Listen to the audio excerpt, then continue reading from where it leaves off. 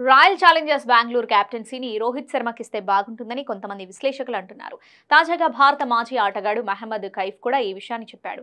Royal challengers Bengaluru franchisee Rohit శర్మను సంప్రదించాలని చెప్పాడు. కెప్టెన్ గా ఒప్పందం చేసుకోవాలని సూచించాడు. హిట్ మ్యాన్ కు ఆర్సీబీ పగ్గాలు అప్పగించేందుకు ఇదే మంచి సమయమని చెప్పాడు. రోహిత్ ఆడినంత కాలం తన ఆట తీరుతో కెప్టెన్ గానే ఉండాలన్నాడు. గుజరాత్ టైటాన్స్ నుంచి ముంబై ఇండియన్స్ కు హార్దిక్ పాండ్యా వచ్చినట్టుగానే ముంబై ఇండియన్స్ నుంచి రోహిత్ శర్మ వెళ్లిపోవాలని అంటున్నారని కైఫ్ పేర్కొన్నారు. ముంబై నుంచి బయటకు వస్తే రోహిత్ శర్మ కోసం చాలా ఫ్రాంచైజీలు పోటీ పడతాయన్నాడు.